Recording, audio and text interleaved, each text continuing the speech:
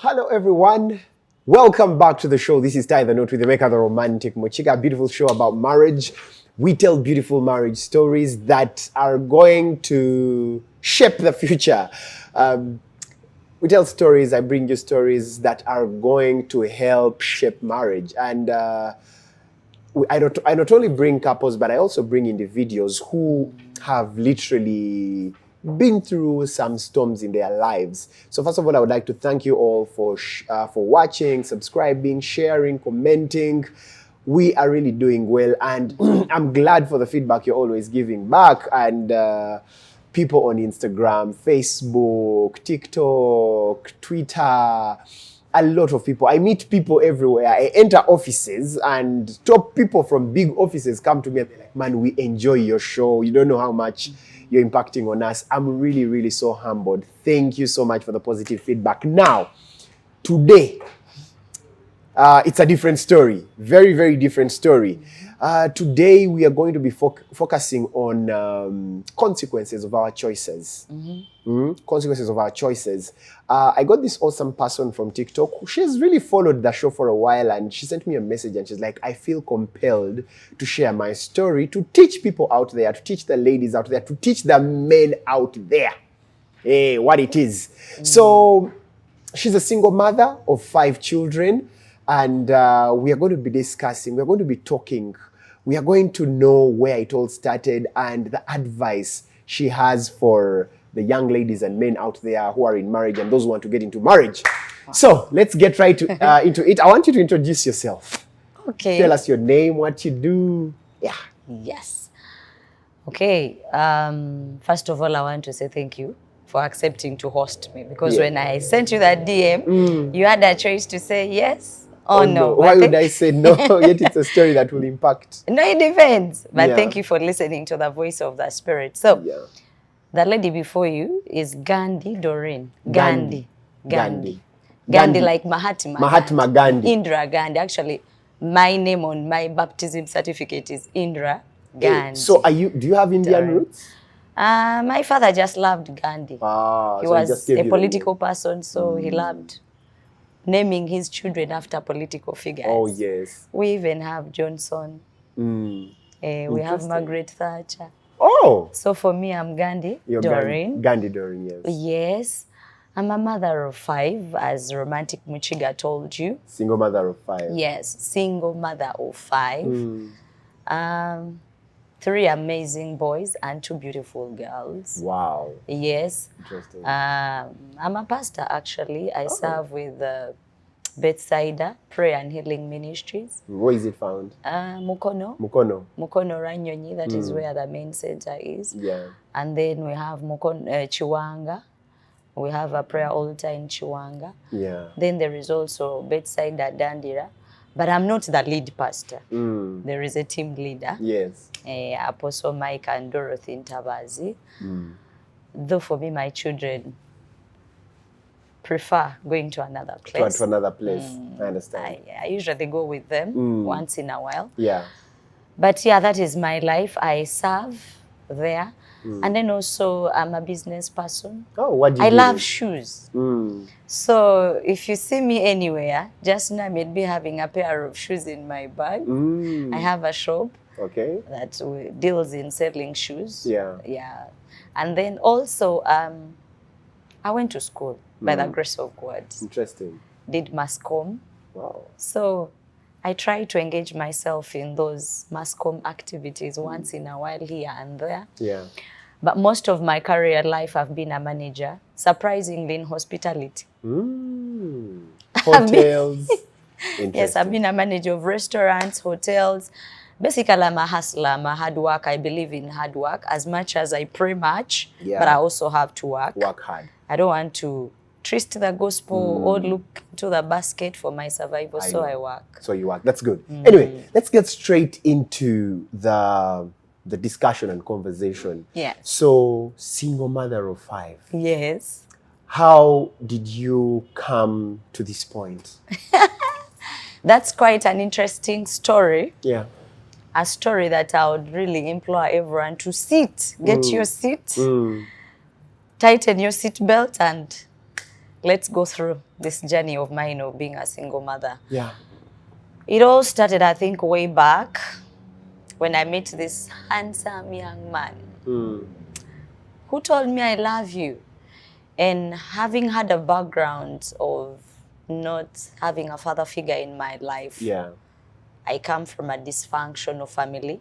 Right now, I talk about these things without shedding tears, without crying, because this is my testimony. It is a journey of life where God has healed my past wounds, scars. Yes, I have the scars to show for this journey, but I'm speaking from a point of a healed woman. So I come from a family where my father was traveling a lot.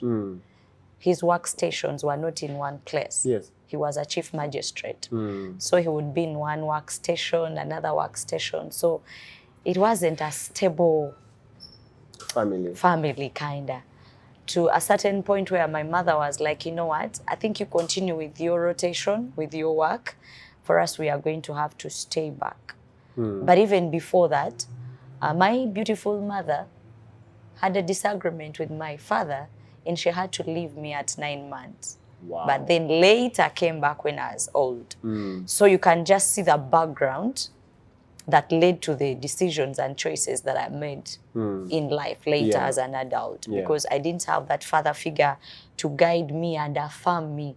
For us girls, our fathers are our heroes.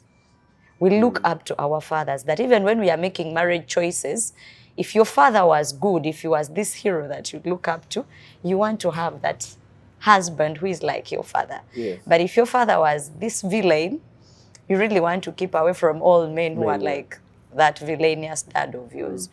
So for me, not having grown up with affirmation, you know, I'd never had that male figure that tells me, Dorin, you're enough. Dorin, you're beautiful. Dorin, you are amazing. So when this young man came and told me all those words, you know, you mean the words you tell us. Women, we are people who love words. We are people who love affirmation. Whatever you tell us, we believe it. So you believe the words? Yeah, I believe the words. And of course, you know, those first months when you're in love, you're love-stricken. Whatever the guy tells you, you believe, whether it is right or wrong, whether it is, you know. So you believed him? I believed him. And remember, I accepted that Lord Jesus Christ when I was in primary 5. So I was already in ministry at church. I knew that Lord, but for him, he had just accepted that Lord Jesus Christ. So he was not so grounded in salvation. But it came to a point where I was anxious. I was at that point where I didn't have school fees, tuition to go to university, because I was in my second year of vacation. And I didn't have money to go for uni. I was working at a radio station. And of course, after school, what else? Marriage. Marriage, yeah. But we didn't start it at the right way. Our foundation was wrong. Just imagine of any wrong foundation that you can build for a marriage, because ours was not even come and we stay. You know, when a guy tells you you're beautiful, you're cute, and tomorrow is like, come and visit my house. And you go to visit the house and you remain in the house. You start by going to wash. You start by going to see the television, as if you don't have a television in your house. And actually, you start when you're sitting, this side is sitting the other side. The next thing you know, brother joins you on the seat. The next thing you know, you're bold enough to hug each other. And the next thing you know, you're having sex. And let me tell you, sex is this scene, sex before marriage. When you start it, it takes you up. You don't want to stop. You'll even go tomorrow to church and repent. God, I'm sorry, please forgive me. But it is already done. So we engaged in sex before marriage.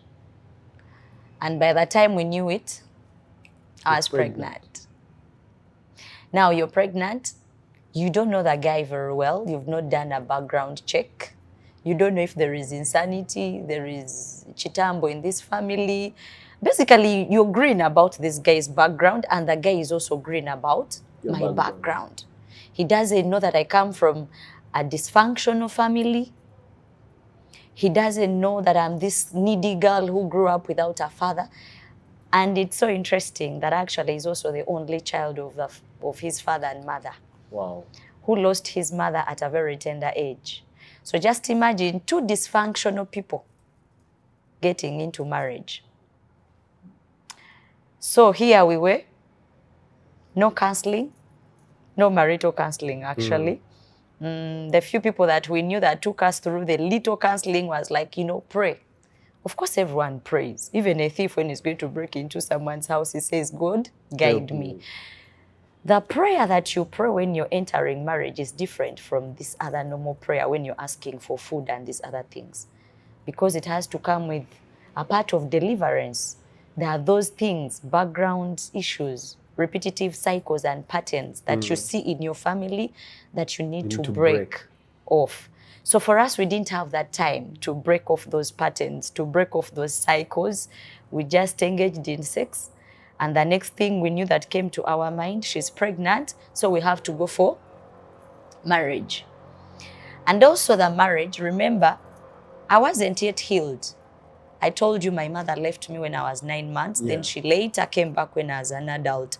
So we didn't have that connection really, like mother-daughter connection. It wasn't there. We were a pair that would sit in the house without having a conversation between mother and daughter. Though now God has healed us and we are on You're now okay. We are now okay, but then it was so bad. So when my then husband, my ex, was like, actually, I think let's put this thing right. He was not that deep in the spiritual things, but at least he had the conscience to tell me that let's do this thing right. So trouble broke loose when I went to mom to tell her now I want to get married. And then she's like, okay, we have to involve your relatives. These are the relatives who didn't raise me. These are the relatives who didn't show up when my father died. These are the relatives who just stood by the side and saw me go through the storms of life. So in my heart, this is a lady who is going into marriage with anger, with disappointment, with regrets, with rejection. Really, I was so angry. Angry at my mother, angry at myself, angry at everyone around me. And yet I want to go into marriage. And I want to become a parent. That is a big milestone that someone should not enter into lightly, but take time to really deliberate and think, am I healthy enough mentally and spiritually and physically to enter this marriage? Most of us look at the physical part. Oh, she's beautiful, she has a curvious body, he's tall, he has a mustache, But we don't look at the spiritual part of it. Romantic Muchiga, if a guy doesn't take time to dig deep, to ask questions, probing questions, to have those deeper conversations, you might end up with someone who is upstairs. Mentally not okay. Mentally not okay. So most of us, we go for dates, but the dates are for, oh, you're cute, you're beautiful. We avoid those deep questions. We avoid those background checks. So by the time I went to mom that I want to get married, when she suggested, of course, kuhinjira, kwanjula, those things of kuchala, the foundations of marriage, I was like, no, you guys have no right to levy a dowry on me. But I'm a child of God. I'm a Christian who believes in following through the word of God. Even Isaac, he didn't go physically to pick Rebecca, but Abraham did the necessary preparation so that Rebecca can be released in peace. So for me, I was like, no, I told that guy, I put my man aside and I told him, you know what? These people didn't raise me. They didn't play a part in my growing up. So they are not going to enjoy. They are not going to reap a harvest from me. From where they didn't. So we had a wedding without an introduction. A wedding without parental blessings. Your parents' blessings? Yes. By the way, I had forgotten to tell you, my husband was the only believer in their family, and the rest of the family, they were Muslims. Wow. So both families were at war. The Muslims are like, no, she's not coming. The Christians are like, no, if you're taking our daughter, you have to do the introduction. Now, the daughter who was supposed to be the mediator between the families is also so angry, so bitter. She's like, no, there is no introduction. So this is where I echo, not even a warning, but just a word of counsel to spiritual leaders. If a couple comes to you, a young couple comes to you and that like, we want to get married, do all the necessary checks. Are they in good books with their parents? Are they at good terms with their parents? Because our blessings come from our parents. The Bible is very clear that we should honor our parents so that it goes well in the land that the Lord is allocating us or allotting us in. So for us, that parental blessing was not there. The man's side refused to come for the wedding. My side, because my mom also became bitter. Imagine you're a widow who has raised a child, and at this point where you're supposed to enjoy the fruits of your labor, the small child, the young child is like, no. So your mom didn't want you to continue with the wedding preparations because there was no kuhinjira? There was no kuhinjira, but you know, let me take you a little bit back. When you engage in sex before marriage, it clouds your judgment and your decision making. That even if people show you red flags, you will not on this person, on your partner that you're intending to settle with, actually you will be so adamant. So sex clouds your judgment. Remember, it is not just a physical thing. Sex is more spiritual. So your spirits are knit together. Remember, the Bible says to become one. And he who joins his body or her body with a prostitute, you will become one. Yeah. Your mindset becomes the other person's mindset. So that's why you see it is very hard to separate people who have already engaged in sex. Or have you ever seen people who are traumatized when an engagement breaks? They are so traumatized because they already knew each other. Their spirits have come in contact. It's already a soul tie. It is something that you deliberately have to break off in prayer. So already for us, a soul tie had formed, a bond had formed. I was already carrying a life within me. So there was nothing anyone could tell me that would absolutely make me look back. But now remember, these are two families that have had their bitter share of troubles, of dysfunctionalities, you know, divorce and separation. Yeah. Because I also come from a background of divorce, of separation. Now, my mom was so disappointed in me. She was grieving. She had, of course, pain. Even if you are the one, no parent wants their child to show up and is like, I'm going to get married on, in Luganda, we call it on Chibanja Mpola, you like M-Kopa phone. Eh? They have taken you free of charge. It's not that you're an investment for your parents or they are. But it's a culture. It's a culture. It brings honor, you know, to the parents. And, you know, it speaks a lot to the kingdom of God. So my mom was already bitter. Remember, our relationship was not good. Believe it or not, the decision one makes are so hinged on the background you had as a child. So the way you're raised in your family determines how you're going to react, to respond, the decisions and choices you're going to make as an adult. So given that both of us did not have that parental guidance, he didn't have a mother figure in his life, I didn't have a father figure in my life, the mother figure that was there, we kind of detached. He was also detached from his father because his father was a businessman, ever traveling from one place to another, doing business. So we were two children who were not raised well, properly grounded in family values. So here we are fumbling to try to have our own family, but we are not even listening to the people that are guiding us. So I don't want to say blame this person or blame the other. No.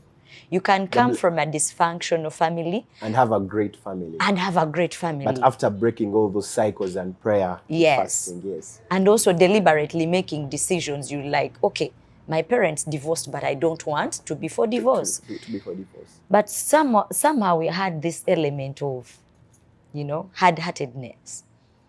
So when mom told me I'm not coming for the wedding, I was like, sure, you didn't raise me. And then you're saying you're not showing up. It is okay. Since I was able to grow up without your nurturing. That's what you told her? Yeah. Actually, there was a bitter exchange of words. This is my advice to anyone. Never have an exchange with your parents. It doesn't matter what they have done to you, but to avoid certain repercussions in the spiritual realm that will later manifest in your physical, just keep quiet, take a walk, come back when things have cooled off. But for me and my mom, we had an exchange. And for him... And you told her that the fact that you were not there, things will move on without you. Yes. So even to my partner, he also had an exchange. Because remember, he was not only Haji, but Al-Haji. From the Tabligh sect. So bringing him locally, born again. With a Muslim from the Tabligh. That was, well, actually, for me, people, they say they dua. You know, dua. There is that ritual they do when you disagree with them. So, yeah, it was a scuffle. But we stood our ground and we are like, this marriage will hold. So you held the marriage? Yes. We had our wedding. You went to church? Yeah, we went to church. That's why I told you that to the spiritual leaders, tell the children to wait. Tell that couple to wait. I believe with God, all things are possible. So if you take your time and you pray over this intended process of marriage that you want, God will still work out things. He will align you. Than you thinking you're a prophet of your own. Yes, it is true, but not entirely true. It can sometimes land you in trouble if you don't want to listen. So we had a wedding. Just imagine a wedding without parents from both sides. So which people attended the wedding? Of course, aunties and uncles. Always in the families, there are those people who don't care. Who just want to come and eat. Who just want to come and enjoy the wedding. There is free food, free juice and whatever. Yeah. We organized our wedding and we had, to us it was a good time. But by the way, I felt the other inkling inside me. Dorin, you're spiritually sound. Are you sure you're doing a right thing? But then also, what people should be mindful of. If you take a girl to your parents or a man to your parents and they're like, we are not sure, but something is not sitting right with us. Please take note of it. Because mom was like, Dorin, me, I'm not prayerful like you, but... Something is not right. Something is not right. Later, it manifested. So after the wedding, we started our marriage. My dear, let me tell you. The person you see while dating, remember dating, everyone is trying to put on this glitzy, glamorous appearance, is not the person you meet in marriage. And remember, once it's a crocodile in dating, it will not become a lizard in marriage. It will become an amplified crocodile. As in, there is a preacher I heard one time say, love is blind, but marriage is an eye-opener. It brings the real character in you. It amplifies someone's character. If someone is mean during dating, they will be meaner in marriage. More mean in marriage. Yeah. In fact, they become misers. So for me, I saw those red flags. I think he also saw red flags in me. But we are like, sure. Now remember, I'm a child who has grown up in church. We know fire, breaking, binding, uprooting. I was like, sure, that is simple. We shall pray it away. But my dear, reaching the marriage, it was a different story. Things began manifesting. Character traits began popping up. And I'm like, wait a minute. I didn't sign for this. By the way, my mother was by then a person who could keep anger. Actually, both of us.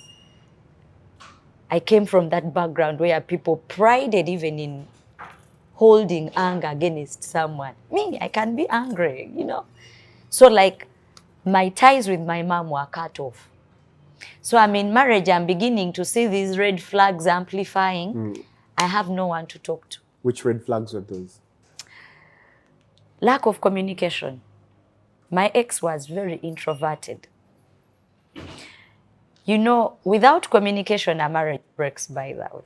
Whether you have a lot of money, whether you're a prayer warrior, but without communicating your mind, your heart to heart to each other, a marriage will break. So just take this case scenario. Dorin has an issue to talk about. Like, I really noticed you didn't respond to me nicely, or you gave me a cold shoulder yesterday, and I want us to address that issue. We were in a scenario where I would come and talk, and the guy looks at you and is like, are you done? Wow. Yes. By the way, it's so painful. You're not talking your heart out and someone is like, are you done? Or sometimes you would just stand up and go to the bedroom. He was a computer nerd. So most times, you know, you're talking to someone. When you're talking to someone, you want their full attention. But just imagine you're talking to someone and someone is typing away or repairing a laptop. And then it's like, what did you say? Okay. I have come with a burden on my heart. I'm telling you, look here, our marriage is not moving well. There are certain things we need to put right. There is this particular time I just became so anxious to meet his family. There are those people who came to the wedding, and later I realized actually most of them were his cousins. But they were not really those close family members. Yeah. So I'm like, really? I want to see where you're born. Romantic Michigan.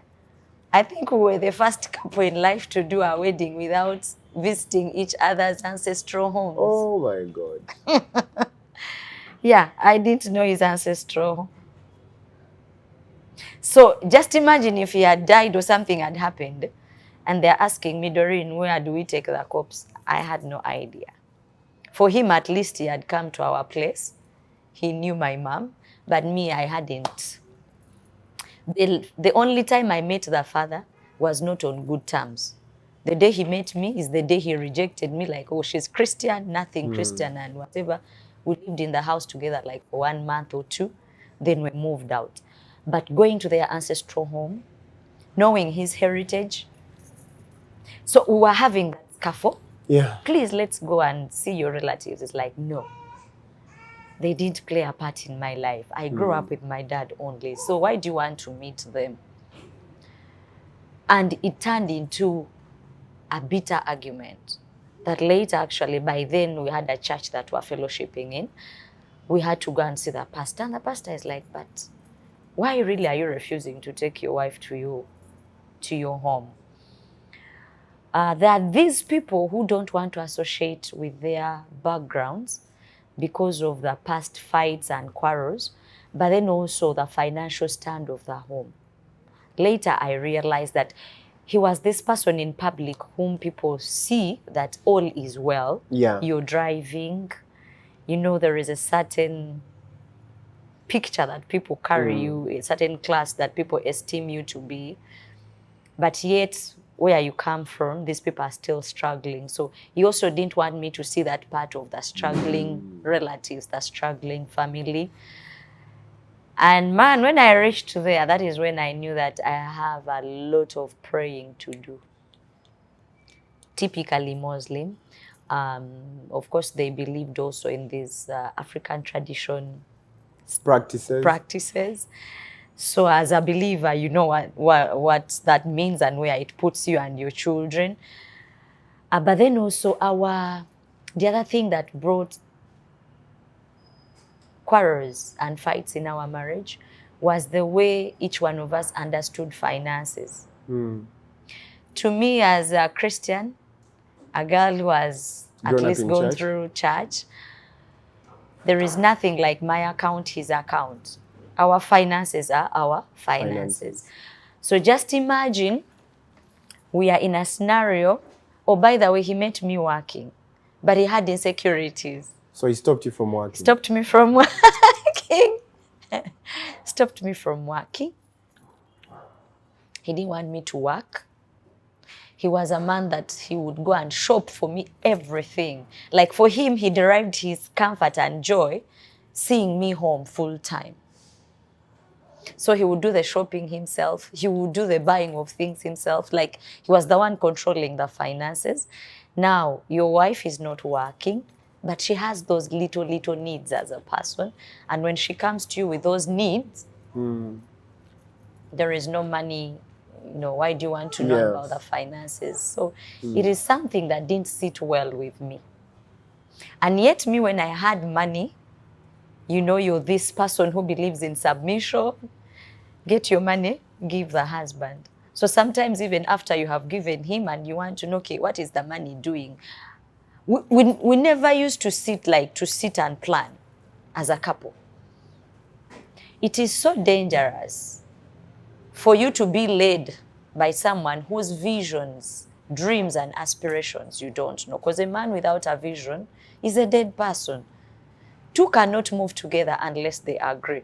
So those things I'll try to ask, what is your vision? What are we going to do in 5 years? And someone is just quietly seated looking at you, not responding in any way. So just imagine I'm that girl.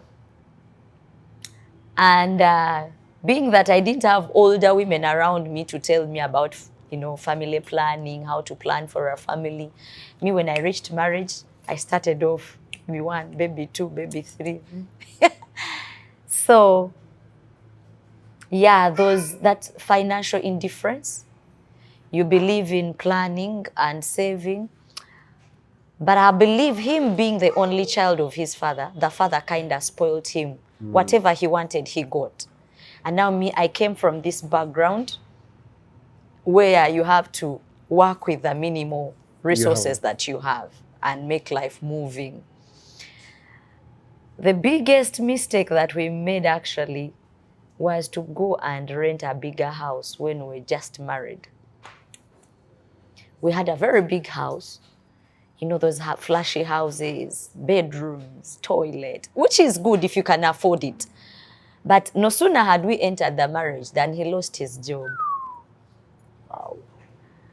So, and remember, I told you that in the society, the community we're in, he had this name to preserve. He had this image to preserve. They know you come from a wealthy family. You already have given people this image that you're from a wealthy, affluent family. And now they can't see you living below your class, below your standard. Yeah.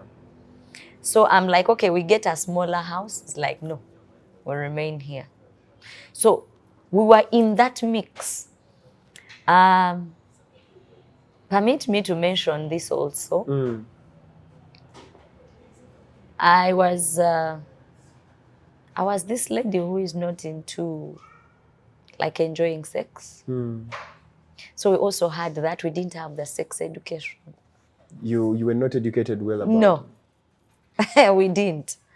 So I reached that point where I was bored. He was bored. We didn't know how do you respond when your partner is not, you know, interested in sex. Sometimes it would just be bursts of outrage,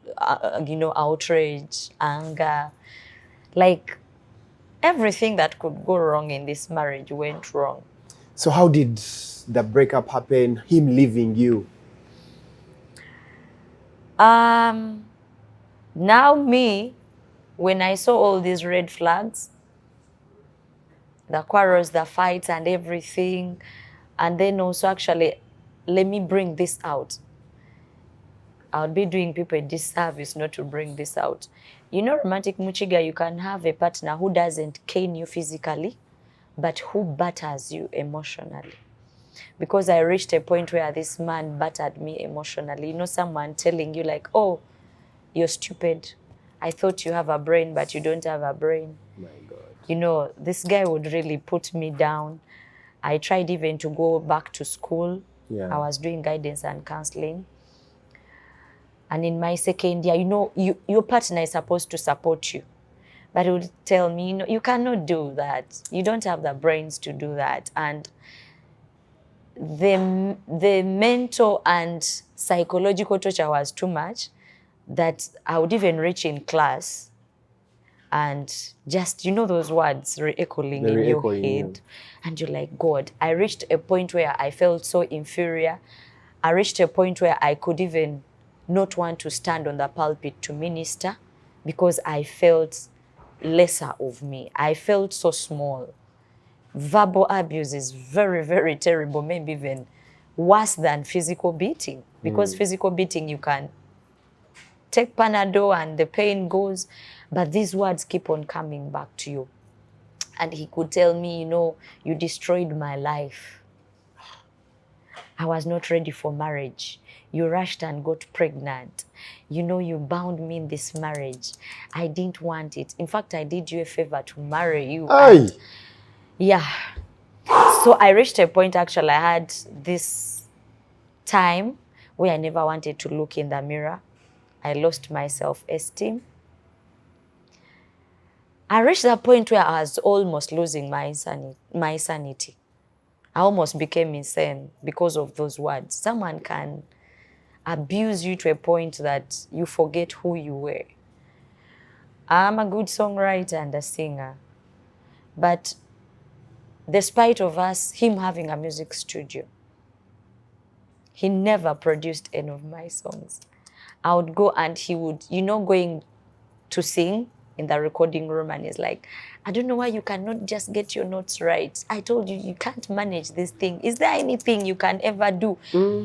So I reached that point where I just decided, I was in depression mode. You know, when you have lost love for all things, you're like, okay, let whatever happens, happen. But I got into contact with some friends. You know, when you get closer to people, the people who tell you that actually you're in a toxic relationship. It was so toxic that I could not even think of the toxicity. I had just immersed myself in the toxicity that you could not separate me with the toxicity. It reached a point where actually he wanted to lay his hands on me physically. And my elder daughter, she remembers me. I thought the girl doesn't remember. And one time she told me, by the way, Mom, I remember that time Dad pushed you when he was almost going to beat you. So it came to that point, and what led us to that point? Now, me, due to all this pain, I resorted to church completely. I took my pain to church to a point that I wanted to sleep in church. Actually, some days I slept in church because all I knew was to cry to the Lord. I forgot that actually life is physical and spiritual. So I was doing more of the spiritual and less of the physical part. To a point that I decided to start fasting a lot. I engaged in too much fasting. I didn't want him to touch me. You know, where you hate your partner. Romantic Muchiga, do you know that you can be in marriage? The people who are in marriage, they hate each other. We had reached that point. So at what point did he leave you? When I engaged in church so much, there was unfaithfulness, marital unfaithfulness. He cheated on you. Yeah, it came in. And then when it came in, things just went worse. And then later, he also lost his the other job he had gotten. So when he lost that job, it's like, let's relocate to Kampala. Oh, but this whole time where are you staying? Kabale.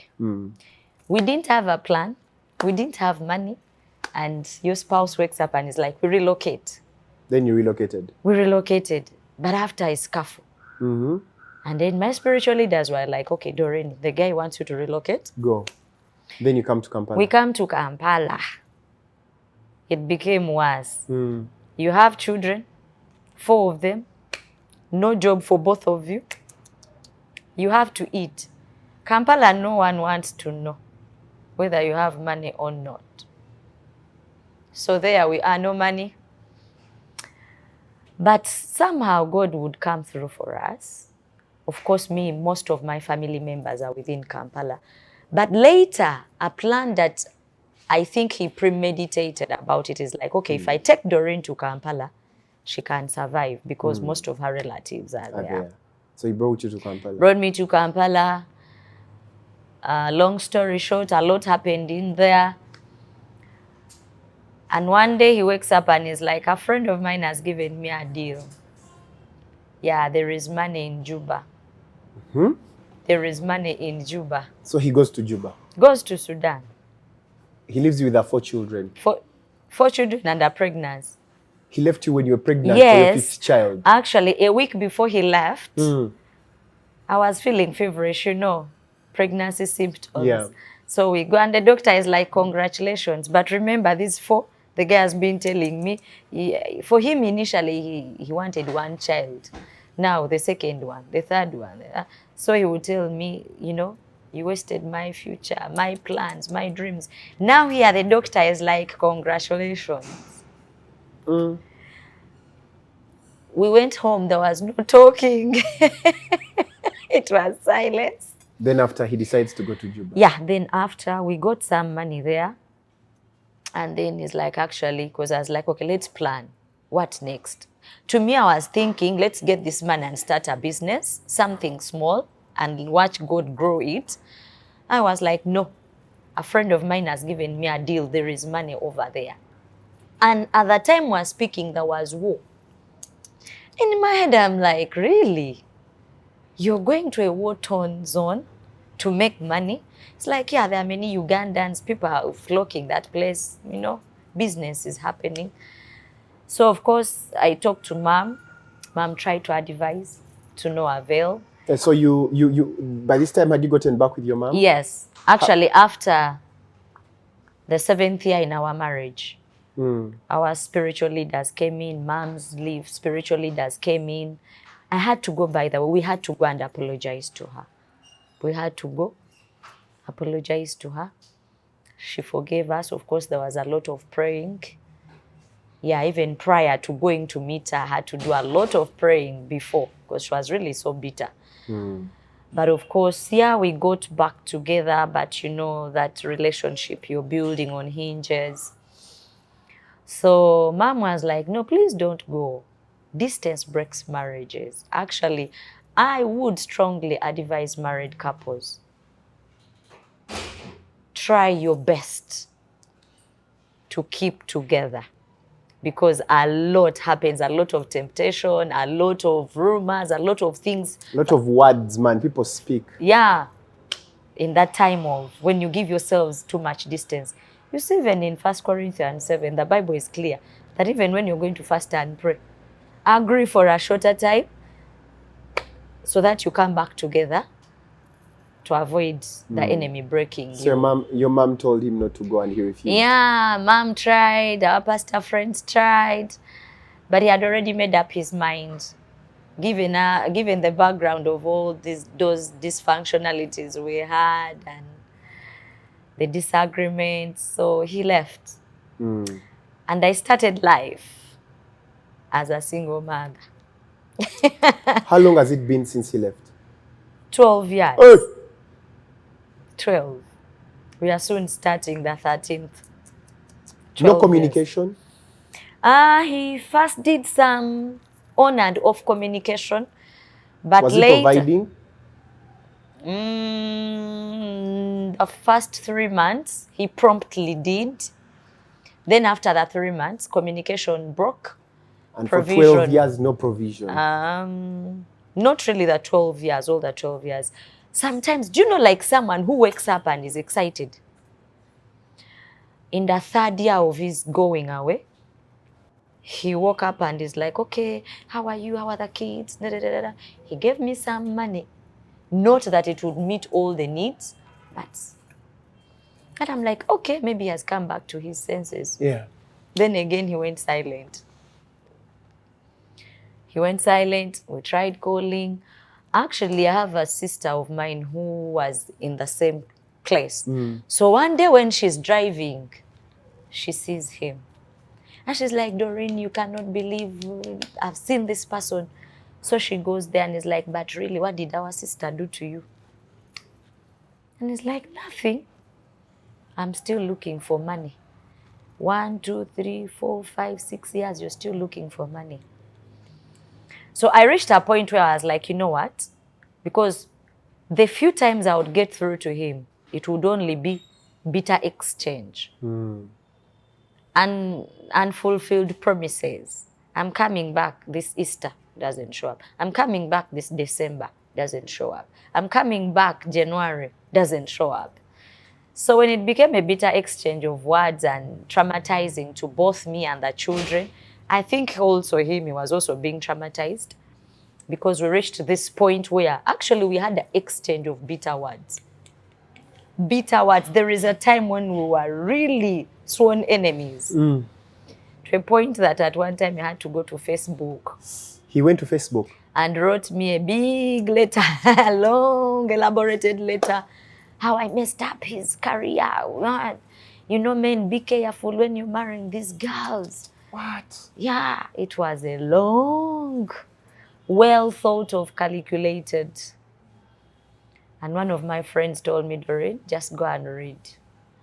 Everyone who read that letter got back to him. I think due to shame and anger, he had to close the Facebook page. Something I didn't do.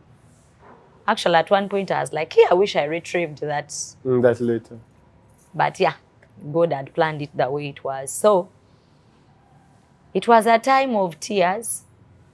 I want you to imagine a single, a mother who has just given birth. To a fifth child. To a fifth child. Actually, even going to hospital, it was a miracle. I had to look for a government hospital. Of course, government hospital, they don't charge. But I didn't have things.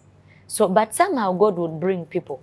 One thing I have to tell you through all this story, that I have seen the hand of God. Yeah. Sometimes we think he's not working, but he's always working at the background. So he has always come through for me somewhere, somehow, even in the tears, in the suffering, in the pain. So I gave birth to my fifth child. Surprisingly, this guy had planned it. Do you know that even when he was leaving, he knew that I was going to give birth to a son, and he left me a name. It was like, when you produce that boy, give him this name. Give him this name. So it was premeditated. So I started that journey of single motherhood. It is not easy. This is where I tell every woman, if you can reconcile your differences to every couple, please do. Because when two elephants fight, it's the grass that suffers. It is the children that suffer. How was life like raising 5 children on your own? Hey, it has not been easy. There were those days where, remember, he had refused me to work. So he left me at a point where I was vulnerable. 4 children, a pregnancy, no job. I became a beggar. I would beg. I literally would go to people's houses and beg. I have this friend of mine, actually, she's a gospel musician, Mushindi. Mushindi was my neighbor. Wherever she is, God bless her. At one point, we had taken like 4 days without eating. 4 days? Yes, I'm pregnant. You were pregnant? You spent 4 days without eating? But drinking water. Oh my God. And then I had this little one. Yeah, Mushindi is my neighbor. She can attest to this. The day that I went to Mushindi's gate, because we were neighbors, so from my gate, her gate was next.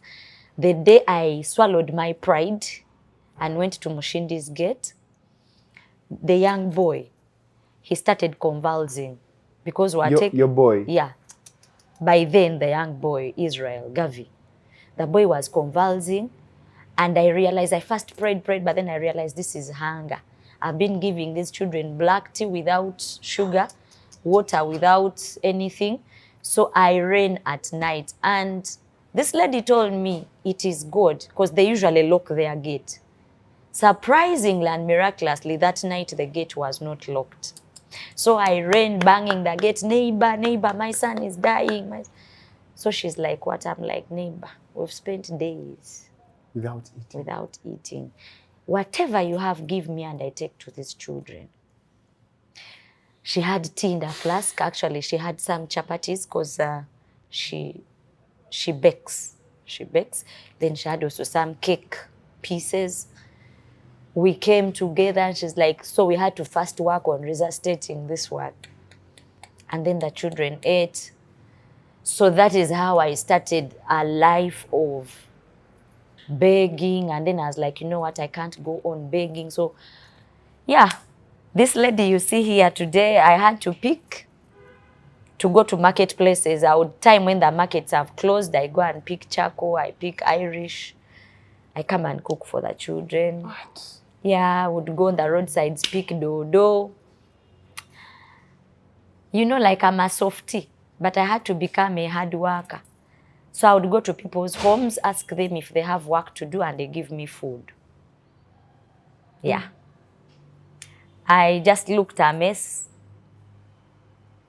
God has really healed me. Most times I would talk about this story when I'm in tears, but yeah. Wow.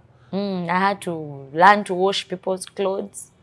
So I would come to people's houses, they tell me, okay, wash the plates, do this. Of course, I'm pregnant. So even when I gave birth, story continued. So I would carry this one on the back, carry these other ones on my hand. So Wait, you would carry your baby on the back, move around with your children, looking for work such that you can... Yeah, so that we can And where were you staying at this point?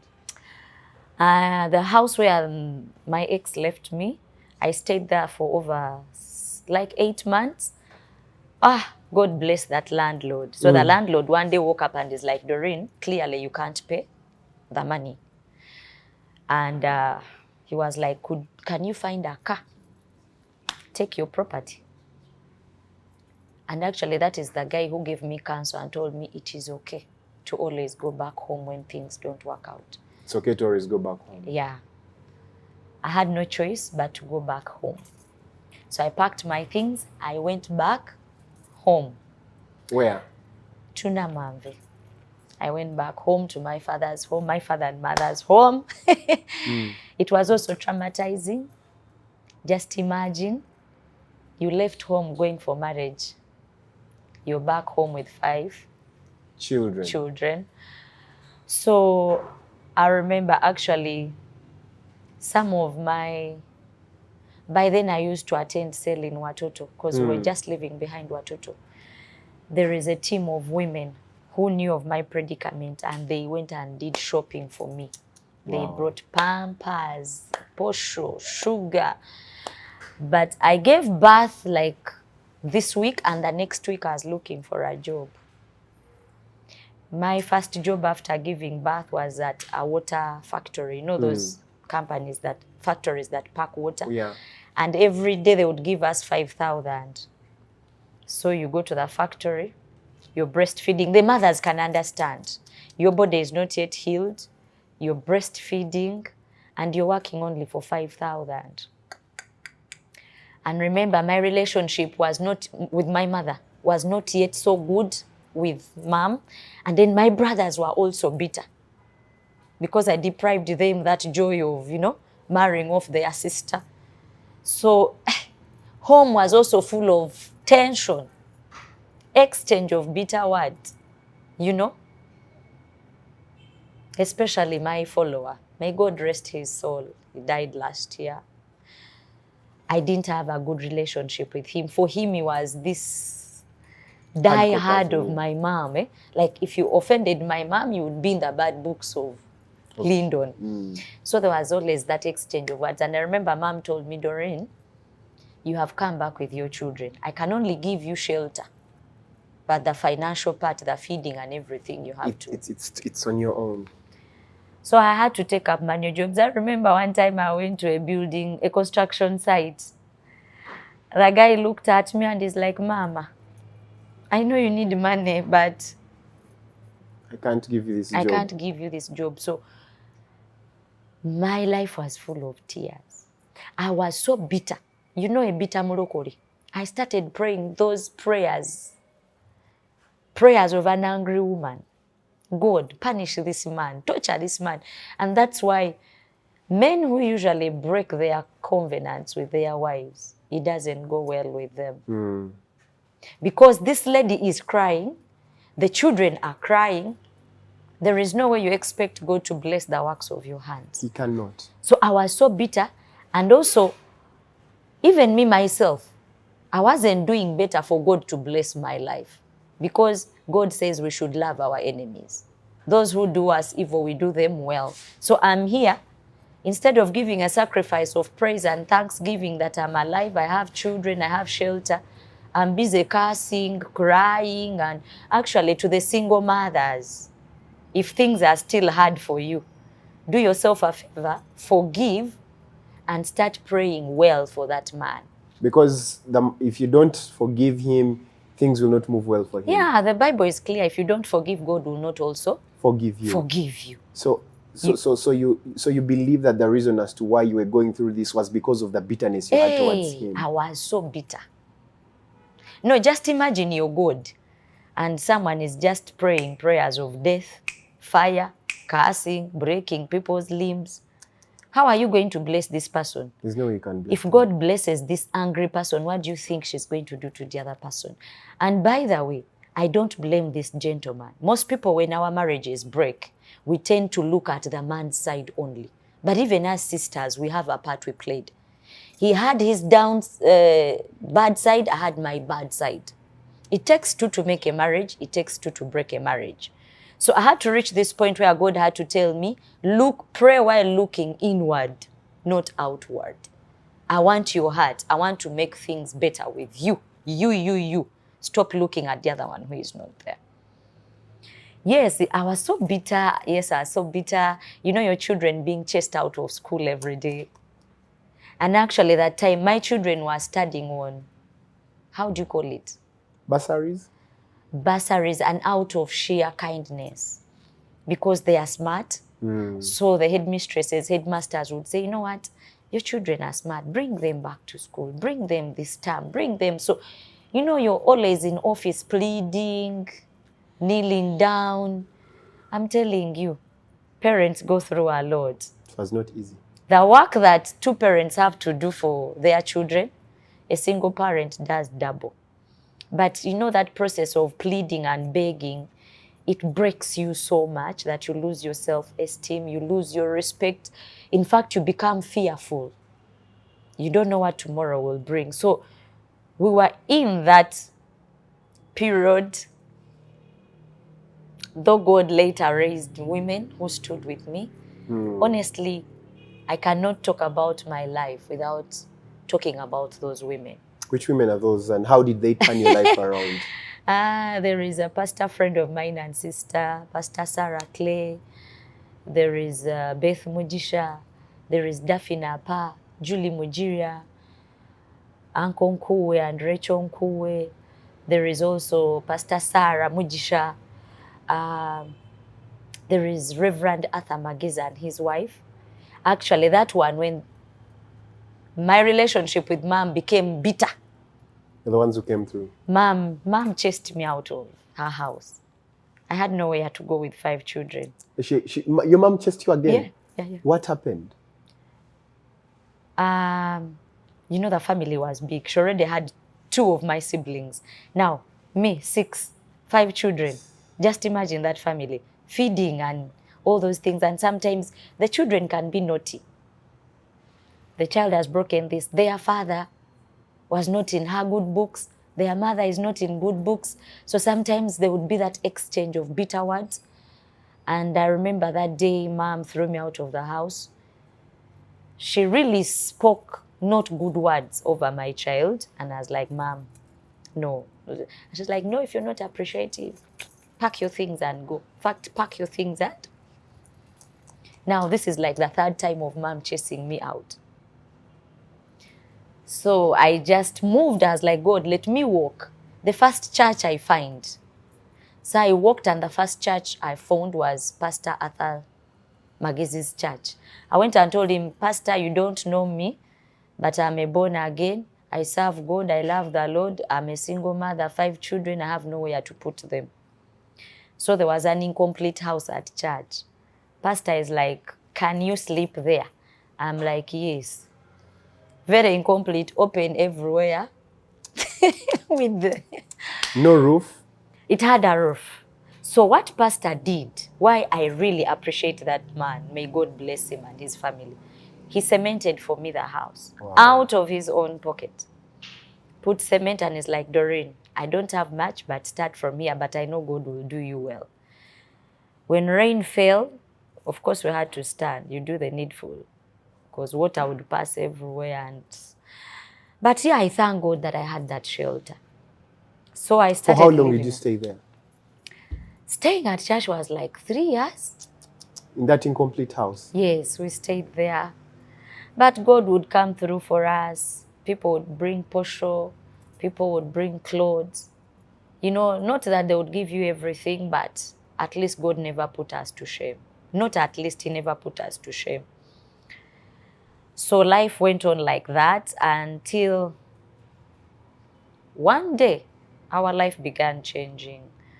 One day when I was interpreting for this man of God. By the way, God has blessed me with a gift of understanding many local languages. Yeah. So I'm good at interpreting. So I was interpreting this man of God, and a certain lady saw me after service. She's like, I don't know, but the Lord has placed this on my heart. I have a primary school in Mitiana Trio. I want you to give me your children. They study, wow, but you always come and visit them. Wow. I was like, are you sure? Do you know that I have 5 children? She's like, yes, I know. You have 5 children, but I want you to bring them. So I took the children to that place. It was kind of like an orphanage. Do you know what it means to take your baby to boarding section? How old was the baby? He was like 2 entering 2.5 entering 3. 3 years. That was the most painful thing. Yeah. Leaving my child behind because I want him to study. Yeah. And I want to work because it is hard for you to get work when you have a young one. That boy actually,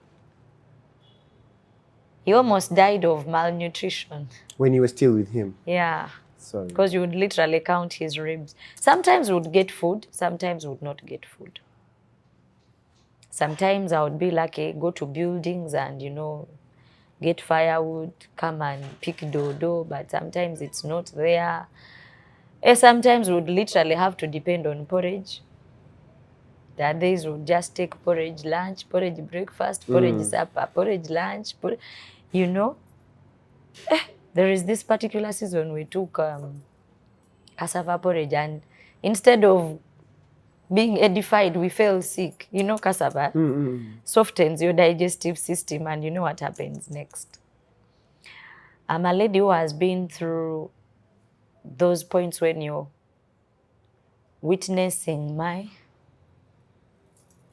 It's okay. It's okay.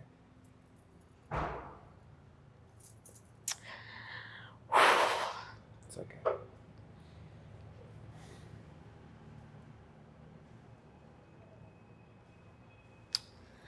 Whoa. Sorry, I didn't know. No, it's fine. It's okay. Do you know what it means to see your child dying? And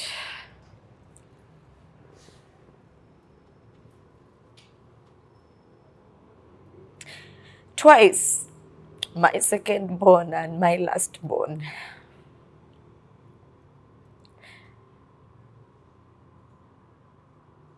Do you know, running to hospital on foot?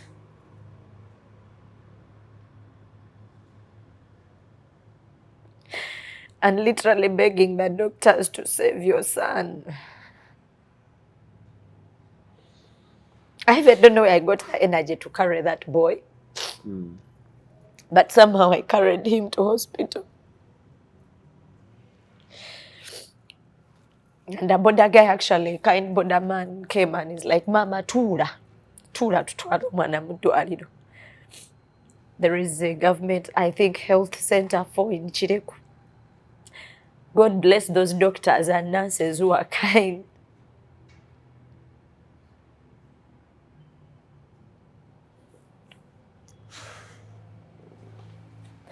I've seen my children on the verge of death because of hunger.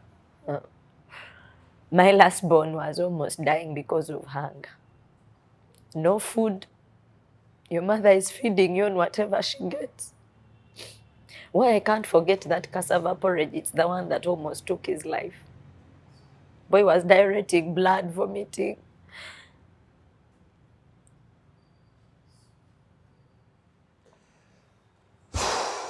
I tried to reach his father. The numbers were off. Numbers are off. But most people think that most single mothers deny their children the opportunity to see their fathers. No. There are men you try. I tried. I don't want to say men. I don't know what is in other people's spaces. But I'm someone who tried. Do you know that I would cover up this man? On my children's birthdays, I would buy gifts and lie to them that their father has sent them. Because I didn't want them to have a bad image of their father. Do you know the times I loaded my phone and I called him and I'm like, okay, please forgive me. Whatever I did, but take care of your children. And one day he just told me, not everyone grows up with their father. They will grow up. Jesus Christ. Jesus Christ. So, I know there are people who know me, who know my story. They can even best narrate it. But if you know every horrible thing a mother can go through, I'm a woman who has slept on verandas with my children. Rain has hit us. I'm a woman everyone at one point rejected. Muchiga, it is easy for people to love you when you have one child. But when you have 5, everywhere you go, people will ask you, when are you leaving? I reached a point where my own relatives didn't want to identify with me. My own brothers would pass me. Thank God that our relationship is now good, but by then, even in the church, the believers who would help, I would literally hear people abuse me. She's cursed. The Jesus she's preaching, why doesn't he first work on her? One time a lady boldly told me in the face, nayo yo Yesu lwaki tasooka n'akukolera. They even told the pastor, why is she still standing on the pulpit to serve? So if it is words, I heard them. And then I heard these people, she's just bad-mannered. She didn't know how to handle a man. But they don't know that my husband left without us fighting, quarreling. My ex, we didn't quarrel, we didn't fight. He went looking for a job. And for 12 years, he never came back. 12 years. And then I also had his family. The only person who cared to call me was asking me where I took their son. So I reached a point where it was me and God.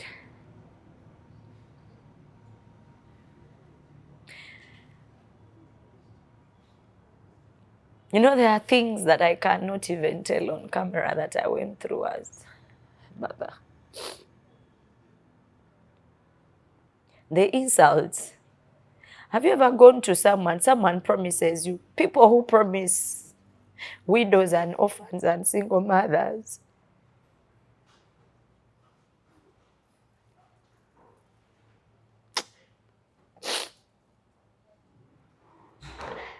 has someone ever promised you something and you reach there?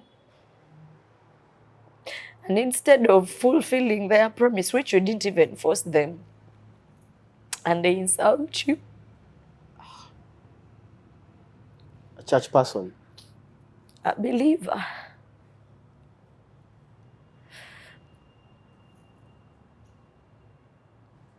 You know, I used to preach forgiving. I didn't know that God would put me in a place to test me how forgiving I can be.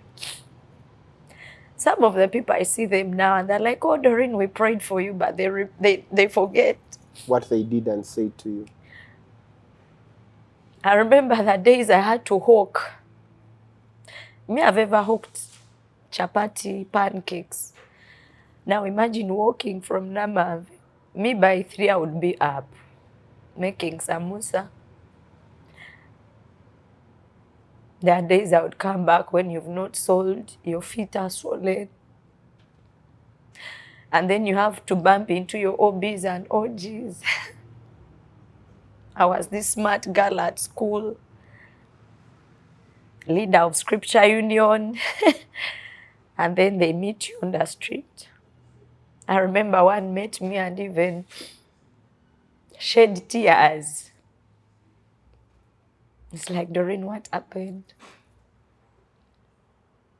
Due to the choices I made.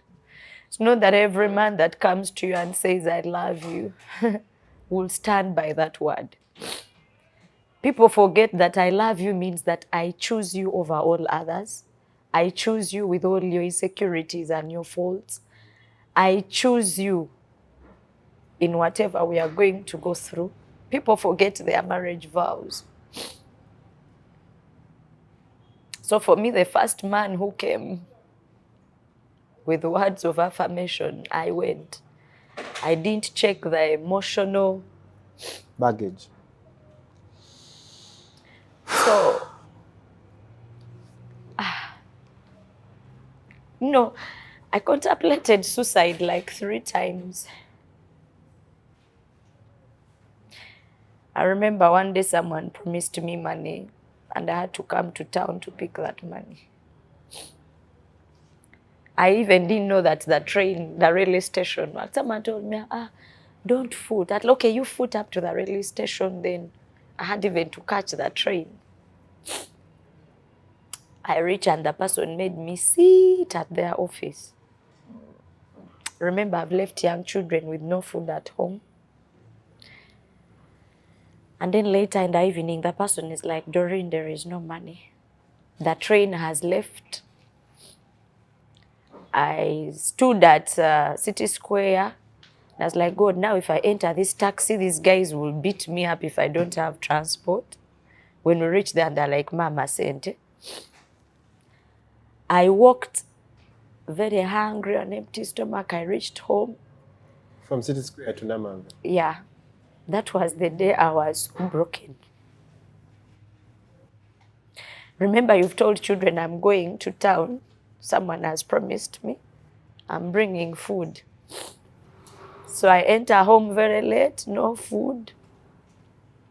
I looked at my children and I'm like, actually, God, I'm ready to die. Just graciously take me home. Because this is too much pain. Romantic Muchiga, it's okay to go through trouble when you are alone. But when you have children... 5 children.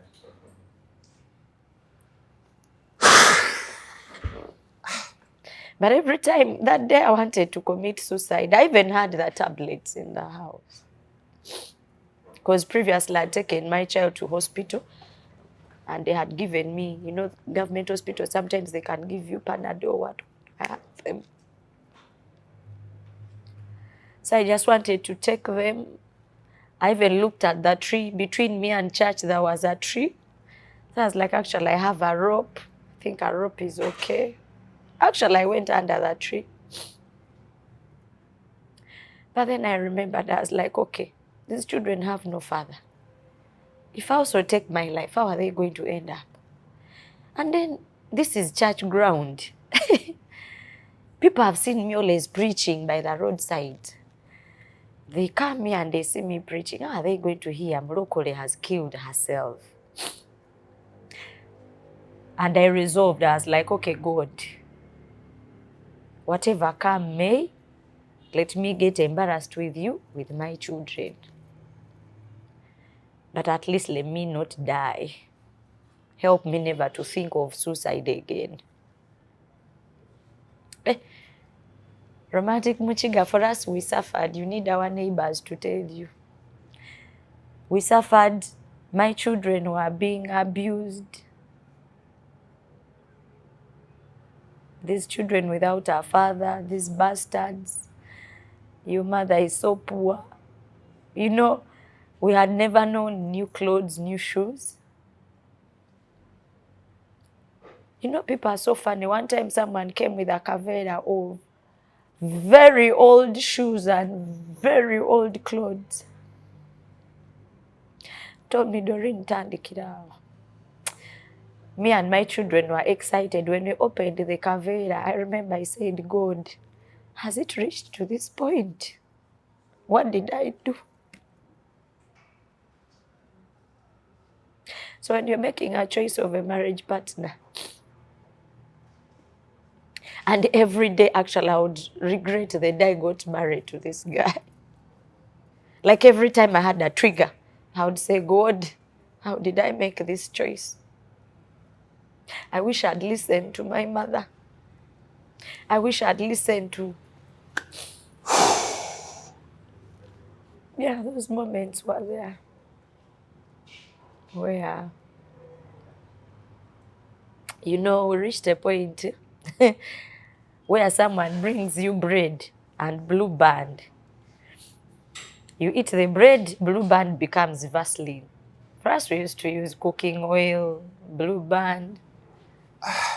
Yeah. When my girl comes, she'll tell you. One time, actually, she jokingly told me, Mommy, do you know flies don't follow us even when we've smeared blue band? I told her, by the way, don't mention it to anyone that we smeared blue band. Yeah, so we'd smear our blue band and we go. I lead praise.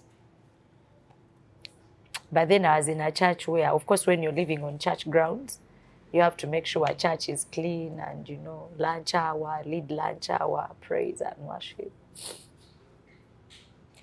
I really went through a lot to reach, this is embarrassing to say, but I reached a point where I could not buy even lingerie, you know, those inputs, knickers, bras.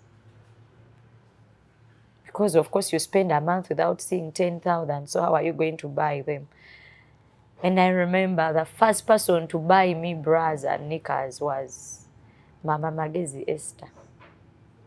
I don't know how the Holy Spirit told her, but one time, I was like, God, one time I'll be here jumping on the pulpit. Suppose I get slain and I fall. I suffered, but I said, God, I'm not going to leave church. Because even if I go back in the world, there's nothing good there. So let me stay in church, whether I get embarrassed and ashamed. They can tell you. That couple can tell you. So Mommy Esther would buy Vaseline and give me. Bring for you those small female necessities. They even tried to engage with my mother. There is a time, you know, there are stories someone tells you and it's like a movie. They called Mommy at that time. They tried to engage with her. She was still bitter. Remember, she had that bitterness. She forgave me. Now I came back with children. Again, she became bitter. So that is when they were like, okay, whatever Doreen has been telling us has been, because people would look at me. Beautiful lady, praying, 5 children, and then you're telling us you have nowhere to stay. And then, of course, there are those men who would scorn you. Let me marry you, be the third wife, be this wife, so that I can take care of your children. Yeah. Everyone had what to say. There are those who would call me, cancel me, and instead of canceling you, condemn you. They condemn you for what? For not taking care of the man that the man left you. And these are church people? Yeah. And they don't know that you're ever praying, fasting, and... Wow. And how are you able to hold yourself together through these moments? Honestly, it was good. I can't tell you that it was human Doreen. Because the human Doreen, I would have snapped. I would have snapped. Do you know, you reach a point where someone knows that you're the one in need. I remember on a particular brother's wedding, when they are collecting plates, I would go and ask for that food. Give me that food and I take from my children. So we reached a point where it was leftovers. So yeah, one day on that brother's wedding, I didn't go to ask for leftovers. And this sister retorted, shouting, "Hey, lero Dorin itagenda kutwala." In English, meaning today she has not asked for leftovers. Yeah, in English, like today Dorin has not asked for leftovers. Amongst people. Yeah. I did everything. Put up a stall selling greens and vegetables. You know, you have capital of like 50,000. What is it going to do? That very capital you're eating. So by the time I met Pastor Sarah, she wasn't a pastor then. This one day my greens didn't sell. So I go moving around. You know, I would knock people's gates. Mugula kudodo, you know. Yeah, by then I'd come in contact with her. She looked at me and she told me, "No, Doreen, don't hawk. Let me buy all those greens." That lady stood with me. This is a lady who would buy posho, beans, bring for you. She became a mother to me. You know, a mother to a mother of children.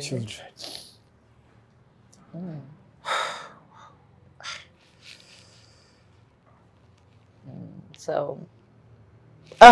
This is it's a very emotional That's why story. some single mothers can't go past that stage of suffering and they become bitter. You see these people you see on social media shouting, all men are bad, all men are... It is because of the things they have gone through that have made them so hard-hearted, so bitter, so angry. By the way, even me, I can't sit here and lie to you. There is a time, if I had a gun, I would shoot any man who came to me. Because the suffering was too much. That I became so bitter towards men. And this is something I deliberately had to go before God and tell God, Father, please take away every bitterness for men in my heart. That's why you see a single mother can go for years without having conjugal issues because they're already bitter. They can't imagine anyone touching them. They can't believe. And some of them who try to engage when they are not yet healed, they break people's hearts. You know, this is someone who can come in your house and just, because they have past bitterness. So it is good if anyone is planning to get married, to marry a single mom or a single mom getting married, make sure you're healed. And you have peace in your heart. And you have peace in your heart and you have forgiven not only that man who left you with children, but every male person you see. Because for me, it was too much. Actually, my forgiving men came the day I met Bishop Isaiah Mbuga. Bishop Isaiah Mbuga. What made you, what did he say? What did he do that made you forgive me? We were, actually, I wasn't a member of Christ Heart, but my friend Stella is a member of Christ Heart. Mutes is Stella. So she's like, let's go to Christ Heart. There is an overnight. So we reached there, and somehow in the worship, you know, he loves to worship. It's like, oh, you lady, you lady, come. Picked on you. Yeah. So I kept on turning, and it's like, no, you. So he spoke to me, and he told me, God has shown me you're a minister, but you have been battered left, right, center. Actually, by the time he spoke to me, do you know, I had also gone through a rejection from church. Someone concocted a story, they put me in church committee. That is another story altogether. So he told me, God has shown me you have been battered, you have gone through pain, you have contemplated killing yourself. But God is healing you. God is, you know, restoring you. He spoke to me words of healing. And he had never seen you before? He had never seen None me. of your friends had told him Actually, about my you. friend is this shy person. Stella is a shy person that she had never gone to Bishop Isaiah. And actually told me, I don't know you, I've never seen you, but these are the words God is putting upon my... And he told me, God is going to restore you. God is going to do you well. You're a blessed woman. And he prayed for me. And he told me, forgive all those who hurt you, because God is going to do you well. Do you know, I felt like 100 kilograms of sand had been lifted from me.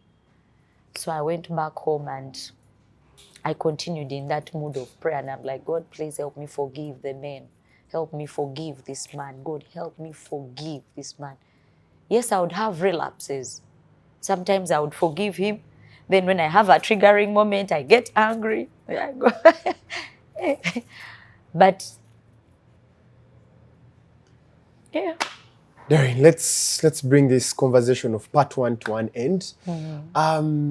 When I host you next, you wanted to come with your daughter, but unfortunately she was not around. The next discussion was going to be centered around how your firstborn, she's 20 years, right? Yeah, she has turned 20. She has turned 20. And when I was speaking to you on phone, you gave the phone to her and she was also explaining how whatever you went through with your children affected her life choices, her not growing up with a dad. You understand? So, guys, to those of you who are watching, I'm going to host Dorin again very soon. But this time she's going to be with her daughter. She's going to tell us how she went to Jordan to work and still things failed to work. And man, to the men out there, fellow men, please, if you decide to marry someone's daughter, just go all in for them. Love them. We are always on the internet saying that feminists, women are bashing men, men are dogs, men are trash, men are trash. But we are being called trash because we are acting in a trash way. It's seeing a mother of 5 breaking down, narrating her story. This has broken me. This has really broken me. But I'm glad that, Dorin, you are able to forgive. I'm really glad you are able to forgive. And to the women out there, if you've gone through something, and I'll share this. This year, I'll be honest with you, this year I went through a moment. I've gone through things this year that have really shaped me. They've shaped my marriage. They've shaped my life. And God put in my heart. And God told me, because I asked God, make a way, open doors. And God told me, forgive. There are people I had to forgive in my life for things to move. I had to let go and let God. I had to forgive. You can never stay mad at a person. Time has to come and you heal. Because for God to bless you, even the Bible says it, that God has forgiven us. If you forgive, God will forgive you. If you don't forgive, God will not forgive you. And if God does not forgive you, you will not be blessed. True. I hope someone has been blessed with this story. This story is not complete, but because we need to cut it short and bring this conversation to an end, I'm going to bring Dorin in part 2. If you want to see Dorin in part 2, just leave a comment in the comment section. Bring her back. I'll definitely bring her back with her daughter. And to the parents with teenage children who are going through this, her daughter and her are going to speak to you and they will tell you. To the fathers out there, let's be better fathers. Let's be better leaders. The world will beat us left, right, and center, but leaving your family is not an option. Yeah. Dorin, I thank you so much for accepting to share your story. I thank you so much for hosting me.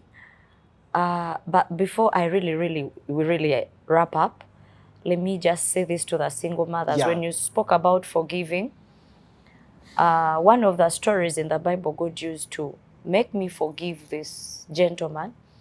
You remember that story of the unforgiving servant, the one who had a debt to settle with the king, and he pleaded before the king, and the king forgave him. But yet when he met his fellow servant who owed him money, he beat him up and threw him in jail. Yeah.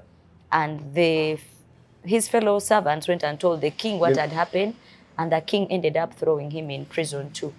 And God was telling me, Doreen, you have to forgive this man because you have errors. You have errors. Yeah. You're magnifying his errors. So single mothers retend to magnify the gentleman's errors, but we also forget your own errors. Our own errors. We actually, to be honest, we put ourselves in the positions or the situations we are in by the choices and decisions we made. So that is also part of our errors. So please, every single mother, wherever you are, I know you've gone through a lot.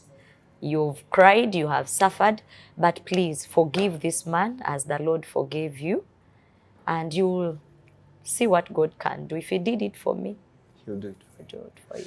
Well, that's been it for today. Thank you so much for watching. Keep on subscribing, liking, sharing, commenting, and I'll see you guys in the next episode. And I'll also definitely bring Dorin back with her daughter to share part 2 of her story. I hope someone has been blessed. I hope you've picked lessons. Let's do better. Let's do better. Till next time, God bless you. Bye.